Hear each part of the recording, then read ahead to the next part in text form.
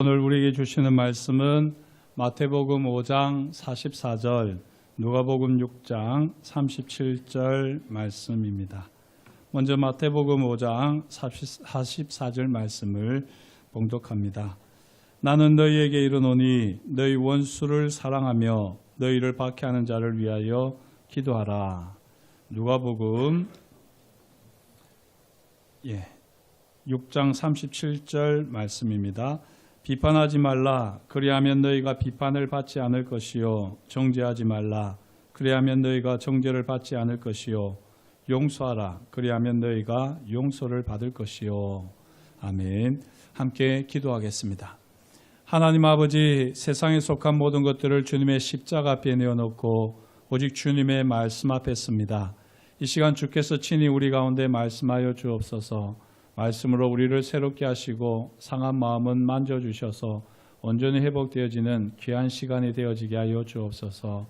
말씀을 전하는 자나 듣는 자가 성령 안에서 하나 되게 하옵시며 부족한 사람의 죄와 허물은 십자가 보혈로 덮어주옵시고 오롯이 주님의 말씀만이 선포되어지는 복된 시간 되게 하옵소서. 그렇게 역사하실 것을 인하여 감사를 드리오며 예수님의 이름으로 기도드립니다. 아멘. 위대한 유대인 철학자 중에 한 분, 한나 아렌트라고 하는 분이 있습니다. 이분이 인간의 조건이라고 하는 책 말미에 이렇게 이야기를 했습니다. 거세게 굽이치는 기억의 강물을 역류시키는 것은 바로 용서다라고 말을 했습니다. 참 표현이 멋지지 않습니까? 외우면 좋은데 제가 잘 못 외워서 한 번 더 그냥 다시 소개를 하겠습니다. 거세게 굽어치는 기억의 강물을 역류시키는 유일한 힘은 바로 용서다 말을 했습니다. 우리에게 상처를 입혔다는 사실을 모르는 사람은 그래도 용서할 수 있습니다. 또는 안다고 해도요, 이 의도적으로 한 것이 아닌 사람일 경우에는 우리가 웬만하면 용서할 수 있습니다. 하지만 이 원수까지 용서하라 할 때 이 원수를 용서한다는 것은 참 쉽지는 않습니다. 원수를 용서해야 됩니까? 라고 묻는다면 네, 원수를 용서하십시오 라고 말할 수밖에 없는데요. 그 사람을 위해서 용서하는 것이 아니라 나 자신을 위해서 우리는 원수까지 용서해야 합니다. 성경이 말하는 원수는 누구일까요? 우리에게 해를 끼치고 싶어 하거나 우리의 신뢰도나 정직성에 흠집을 내는 사람이겠지요. 원수는 하나님께 우리를 축복해 주시고 번성하게 해달라고 기도하지는 않을 겁니다. 원수는 오히려 하나님께 우리를 파멸시켜 달라고 기도하겠지요. 원수는 우리를 미워하는 사람이지만 미워한다고 인정하지는 않을 겁니다. 지긋지긋하다, 혐오스럽다, 참을 수 없다, 넌더리가 난다, 꼴불견이다, 이런 말들이요, 사실은 원수가 우리를 싫어하면서 하는 말들입니다. 어머, 나도 저런 말 좀 쓰는데, 그런 분들 혹시 계시면요, 어쩌면 우리도 누군가의 원수일 수 있습니다. 이런 사람의 내면 깊은 곳에는 질투가 자리 잡고 있지요. 우리를 향하여 질투의 불꽃을 태우는 사람은 우리의 원수가 되기 쉽습니다. 또 성경이 말하는 원수는 어떤 사람이냐? 부당하게 우리를 이용하는 사람. 그 사람들이 원수라고 할 수 있습니다. 오늘 말씀을 보게 되면 핍박한다 하는 말이 있는데요. 이 말은 악의를 품고 이용한다, 이런 의미가 녹아 있습니다. 핍박한다라고 하는 그리스어를 보면 따라간다, 쫓아간다 하는 뜻이 있는데요. 여기서 우리는 핍박의 좀 다른 상황을 보게 됩니다. 핍박은 달리 표현하면 집착이라고 할 수 있습니다. 다윗을 핍박했던 이 사울이 좋은 복인데요.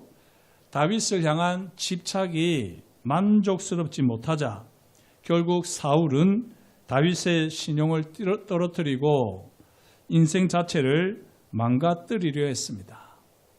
사울 같은 이 사람이 정말 원수일 수밖에 없는 이유가 있습니다. 이 다윗을 괴롭히면서도요, 하나님과 하나님의 영광을 위하여 하나님을 섬기는 일이다라고 착각하고 있었습니다.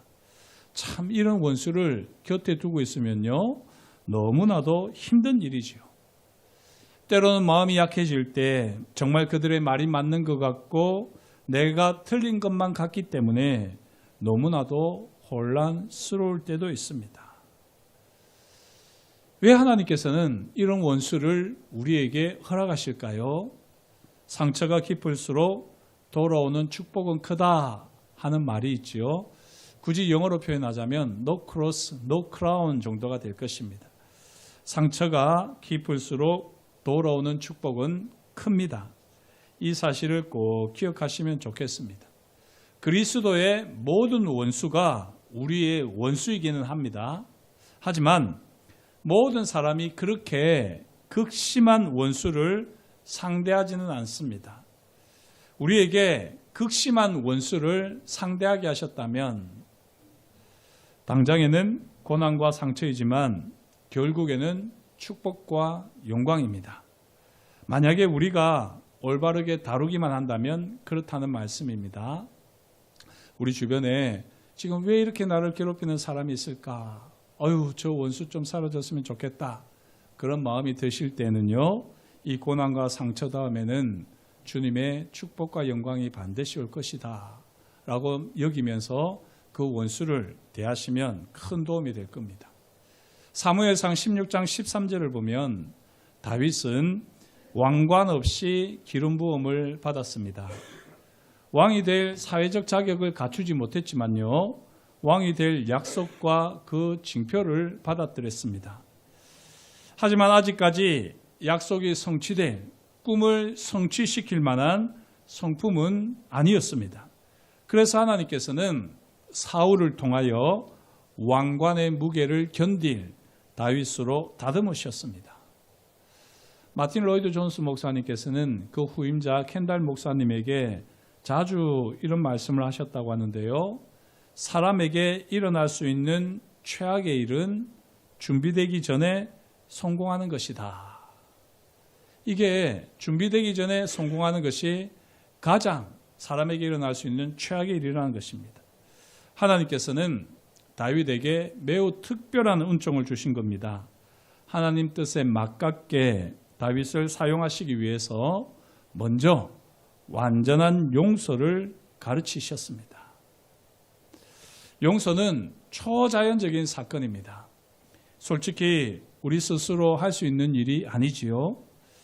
진정한 원수를 완전하게 용서한다면 우리는 이제 초자연적인 영역으로 들어가는 겁니다. 초자연적인 영역이라고 말씀을 드렸지만요, 우리 신앙인의 표현을 바꾸어 보면 가장 높은 경지의 영성이 바로 완전한 용서입니다. 원수를 이 완전하게 용서할 수 있다는 것은요, 정말 기적과도 같이 놀라운 일입니다. 바라기는 저와 여러분들이 완전한 용서에 이르는 그런 성숙한 그리스도인으로 점점 바뀌어져 갈 수 있기를 축복합니다. 원수를 완전하게 용서하는 사람의 대표적인 삶의 모습이 무엇일까요? 이게 있어야지 우리가 바뀌어지는 것 아니겠습니까? 완전하게 용서한 사람은 원수를 위해서 중보기도를 합니다. 중보기도는 하나님께 드리는 기도지요. 원수는 알 리가 없습니다. 원수는 아무것도 모릅니다. 하지만 하나님께서 모든 것을 보고 계시고 듣고 계시고 알고 계시며 하나님의 뜻대로 모든 일을 이루십니다. 사랑하는 성도 여러분, 기억하십시다. 모든 사람이 용서할 수 있습니다. 하지만요, 아주 작은 사람이 실제로는 상처 준 사람을 용서합니다. 그리고 그 중에서 정말 극소수만 원수를 위해서, 용서해야 할 사람을 위해서 중보기도를 한다는 겁니다. 바라기는 저와 여러분들이 계속해서 우리를 괴롭히는 사람, 우리를 힘들게 하는 사람, 우리를 비판하는 사람, 그들을 용서할 뿐만 아니라 그들을 축복하면서 기도하는 하나님의 사람 될 수 있기를 주의 이름으로 축복합니다. 참 이게 쉽지 않잖아요. 왜 이럴까요? 가만히 생각해 보면 정말 우리와 상관없는 사람들은 우리의 원수도 아닙니다. 우리의 원수라고 하면요, 사실은 아주 가까이에서 우리와 관계를 맺는 사람이 실제로는 우리의 원수입니다. 심지어 많은 원수가 믿음의 공동체에서 함께 헌신하는 사람인 경우가 너무나도 허다합니다. 참 마음 아픈 일이지요. 우리만큼이나 하나님을 신실하게 믿는다고 하는 사람인데 원수처럼 행동하고 원수처럼 말하고 그렇게 우리를 괴롭히는 경우가 종종 있습니다. 왜 이런 일이 발생할까요? 그 사람에게 문제가 있다기보다는요, 그 사람의 역사는 마귀가 문제고 그 마귀를 쫓아가는 그 사람의 육신이 문제입니다. 이 원수 관계의 뿌리는요, 육신과 마귀입니다. 원수는 우리 자신을, 우리 그대로의 우리를 참을 수 없습니다. 왜 나를 이렇게 미워하니? 왜 나만 가지고 이렇게 시비를 거니? 라고 우리가 솔직하게 물어보면요, 우리를 괴롭히는 사람들은 그냥 이렇게 대답하지 않습니까? 그냥 싫다고 말합니다. 뾰족한 이유도 없이, 주는 것 없이 밉다고 말을 합니다. 왜 이런 일이 발생하느냐? 육신에 매여 있기 때문입니다. 육신에 매여 있으면 하나님의 관점에서 모든 일을 보지 못하고요, 결국에는 하나님을 향하여 불만을 품고 하나님께 화를 낼 수밖에 없는데, 보이지 않는 하나님께 화를 내봐야 소용이 없으니 하나님을 잘 섬긴다고 하는 사람들에게 화를 내는 겁니다. 그래서 우리가 더욱 신앙적이면 신앙적일수록 우리를 더욱 미워하는 법이지요. 우리와 가까운 사람들이 우리의 원수 노릇을 하는 이유는요, 조금 전에 말씀드린 대로 육신적이기 때문이기도 하지만 동시에 마귀가 이용하기 때문입니다. 마귀가 이용한다는 말은요, 사실은 조금 더 포괄적으로 보게 되면 하나님께서 모든 상황을 허락하신다는 말입니다. 앞에서 살핀 대로 우리를 훈련하시고 우리를 연단하셔서 하나님의 약속을 성취할 성품으로 우리를 다듬어 가시는 과정에서 가까운 지인들을 원수로 이용하시는 겁니다. 이럴 경우에 많은 사람들이 잠시 원수처럼 행동하겠지만요, 결국에는 최고의 친구가 됩니다. 육신에 매였던 과거로부터 자유로워지고 마귀의 속임수를 분별하며 주어진 상황에서 하나님의 뜻을 분별하며 순종할 마음으로 바뀌면요, 그 누구보다도 최고의 동력자가 됩니다. 그러므로 우리에게 원수처럼 행동하는 사람을 만났을 때 우리는 어떻게 해야 될까요? 그 사람들을 위해서 최선을 다하되 무엇보다도 완전한 용서를 행해야 합니다. 그러기 위해서는 나는 진정으로 예수님을 닮기를 원하는가? 나는 예수님의 성품을 닮아가고 있는가? 물어보면서요, 우리가 성공하기를 싫어하는 사람, 우리의 가까운 원수 뒤에는 종종 하나님이 계시다 하는 이 사실을 잊지 않고 하나님을 바라보면서 우리를 괴롭히는 사람, 우리의 원수와 같은 사람, 그들을 위해서 우리가 완전한 용서를 실천하게 될 때 하나님께서는 우리의 모든 관계를 회복하시고 우리를 더욱더 하나님의 사람으로, 축복의 사람으로, 능력의 사람으로 다듬어 가실 줄 믿습니다. 한 번은 이 용서를 가지고 켄달 목사님이 설교를 하셨습니다. 그러고 나서 끝나고 성도 한 분이 쪼르 쫓아와가지고는 목사님께 물었습니다. 목사님의 아내도 목사님께 원수가 될 수 있습니까? 그러자 이 목사님이 조금 당황하셨겠지요. 예, 그래서 움찔했다고 그럽니다. 그리고는 솔직하게 네, 그럴 수 있습니다 라고 대답했다고 합니다. 그러고는요, 한 가지를 더 이야기했다고 하는데 아마 농담으로 한 것 같은데 별로 웃기지는 않더라고요. 저도 책을 보면서 보니까 한 가지 더 이야기를 했는데 그게 무엇이냐면 신앙심이 깊은 존 플래처라고 하는 분에게 한 성도님이 이렇게 이야기했습니다. 존 웨슬리가 날마다 새벽 4시에 일어나 기도했다는 거 아세요? 존 플래처와 존 웨슬리는 아주 친한 친구 관계였거든요. 그래서 존 플래처에게 존 웨슬리가 새벽 4시마다 새벽 4시에 일어나서 기도했다는 거 아세요? 라고 이렇게 이야기하니까 존 플래처가 대답하기를 웨슬리가 아내와 사는 걸 어떻게 참고 견뎠는지 아시겠죠? 이렇게 다시 되물었다는 것입니다. 존 웨슬리, 감리교회 창시자인 그 위대한 신앙인도 새벽 기도 4시에 했는데요. 그 진짜 이유는 원수 같은 아내 때문이라는 겁니다. 물론 농담으로 한 말이겠지만요. 사실 원수는 저 멀리 있는 하루하루 잠깐 스쳐가는 그런 사람들이 우리 원수 아닙니다. 가까이에서 지내는 사람들이 우리의 원수고요. 사실은 가장 우리를 잘 알고 있고 가장 가까이에서 오래 만나는 우리의 배우자가 어쩌면 진짜 원수일 수 있습니다. 그렇기에 저와 여러분들은 오늘 이 주님이 주신 말씀을 따라서 완전한 용서를 가까운 곳에서부터 실천하셔야지 됩니다. 의식적으로 용서를 선택하는 것이요 사랑입니다. 우리가 용서하고 싶은 생각이 들 때까지 기다리면 결코 평생 용서할 수 없습니다. 용서의 화신이라 할 수 있는 만델라 대통령은 이런 말을 했습니다. 원한은 자기 자신을 해칠 뿐입니다. 만일 어떤 사람을 미워한다면 당신은 그들에게 당신의 마음과 정신을 주는 것입니다. 이 두 가지를 절대 빼앗기지 마십시오. 가만히 생각해 보면 그렇지 않습니까?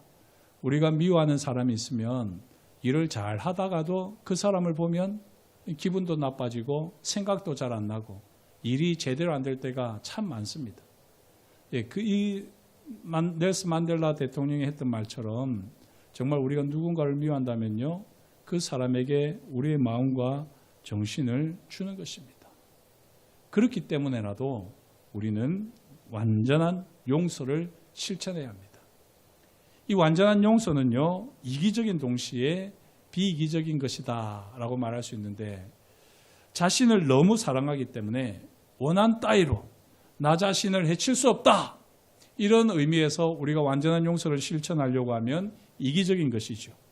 하지만 동시에 이 상대방이 정말 결코 처벌받지 않고 또 잘 되면 좋겠다, 그렇게 마음을 먹고 자신을 헌신할 때 이 완전한 용서는 비이기적인 것입니다.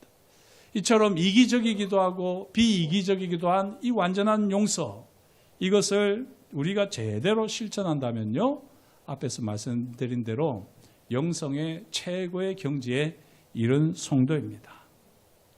저 여러분들의 영성은 어느 정도입니까? 완전한 용서를 통해서 이 깊은 영성을 가지는 우리 모두가 될 수 있으면 참 좋겠습니다. 우리는요, 완전한 용서를 해야 합니다. 우리를 너무 사랑하시는, 우리를 너무 잘 아시는 하나님께서 명령하셨기 때문입니다. 완전한 용서는 우리가 해도 그만, 안 해도 그만이 아닙니다. 하나님이 명령하셨기에 우리는 완전한 용서를 해야지 됩니다. 만약에 우리가 우리를 괴롭힌 사람, 우리가 도저히 용서할 수 없는 그 원수를 우리가 용서하지 않고 있으면 어떻게 될까요?